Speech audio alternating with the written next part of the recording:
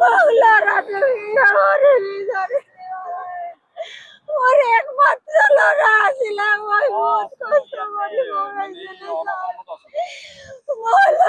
মানে বাবা ডরাই দেখো একটা রাত্রি বলে মাই একটা বাজার তুলে মাই মই ঘরের জগতে আসো তারে ভিতর লড়ার মোবাইল সব চলে গেল লড়ারে থানাত গলো সারক গলো যে সার মোর লড়া কি কৰি আছিল ল'ৰাই?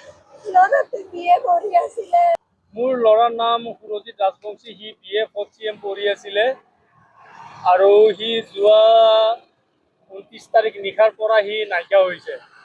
কিন্তু মই নিজে অনুসন্ধান কৰি পাইছোঁ সি জীৱিত অৱস্থাত নাই।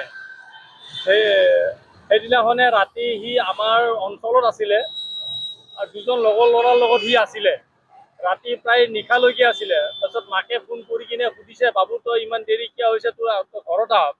সি তেতিয়া কৈছে, মা মই আধা ঘণ্টাৰ ভিতৰত মই ঘৰত পাই আছোঁ। আমাৰ অঞ্চলতে আছে, ইয়াৰ পৰা ধৰক আপোনাৰ 4-5 কিলোমিটাৰমান হ'ব আমাৰ চেগুনবাৰী শিৱানন্দপুৰত।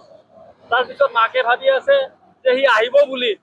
তাৰপিছত 1:36 মানত আকৌ মাকে ফোন কৰিলে, মা মই গৈ আছোঁ।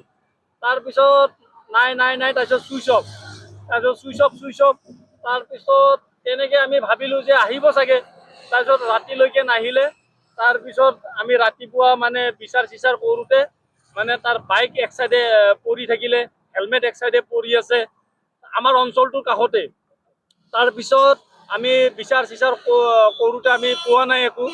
কিন্তু পিছত মই নিজে অনুসন্ধান কৰি, আমাৰ পৰিয়ালৰ মানুহ অনুসন্ধান কৰি আমি গম পাইছোঁ সি ৰাতি ইয়াতে আহি পাইছে, এই ব্ৰিজখনত, মানে এই আপোনাৰ কুমাৰ ভাস্কৰ বৰ্মাই সেতুখনত ৰাতি আপোনাৰ 1:55 আহি পাইছে। সি 21 মিনিটত তাৰ পৰা কেনেকে আহি গ'ল ইমান ৰাতি, ইমান নিশা? 21 মিনিটত 4-5 কিলোমিটাৰ নাই। ৰাতি আমি ইয়াত গম পাইছোঁ, এই ব্ৰিজখনত ভিডিঅ' ফুটেজ মোৰ তাত আছে, CC কেমেৰা ফুটেজ মোৰ তাত আছে। ল'ৰাজন ইয়াত মৃত্যু হৈছে। আৰু সেইদিনাখনে মৃত্যু হোৱাৰ পিছত আমি গোটেইখিনিয়ে মানে মই নিজাববীয়াকৈ অনুসন্ধান কৰি মই বিচাৰ কৰোঁতে গম পাইছোঁ সি জীৱিত নাই।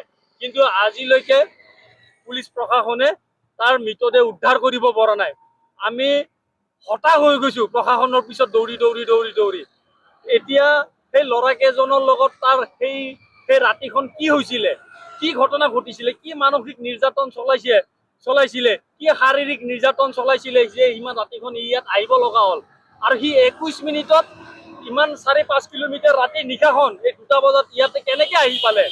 এইটো আমাৰ মানে ভাবিবলগীয়া কথা।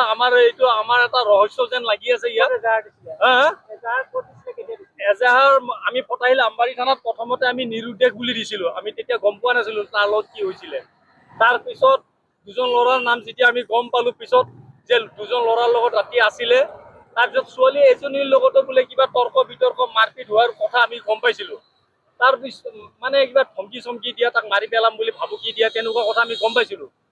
তাৰপিছত আমি এনেকুৱা অনুসন্ধান চলাই ছোৱালীজনীৰো ফটো আকৌ কিবা কিবি ভিডিঅ' তেনেকৈ আমি সংগ্ৰহ কৰিলোঁ। সংগ্ৰহ কৰাৰ পিছত ছোৱালীজনীৰ নাম আছিমি চাংমা আৰু ল'ৰা দুজন আছিলে, এটা মৃত্যদেৱ কোঁৱৰ আৰু এজন আছিলে সনাত কুমাৰ দাস। 2জন ল'ৰা। এই 3জনৰ নামৰ এগেইনষ্টত ফটাহিল আমবাৰী থানাত এজাহাৰ দিয়া গৈছে। তাৰোপৰি এই ব্ৰিজখনত আহিলোঁ, ব্ৰিজখনত আহি অনুসন্ধান কৰিলোঁ। সেইখিনি সময়ত ব্ৰিজৰ চিকিউৰিটি ডিউটিত আছিলে, SIS চিকিউৰিটি কোম্পানী ডিউটিত আছিলে। এই আপোনাৰ প্ৰথম পিলাৰটোৰ ওচৰতে আপোনাৰ চিকিউৰিটিৰ কাউণ্টাৰ আছিলে। সেই 2টা বজাৰ সময়ত ল'ৰাজন আহিছিলে।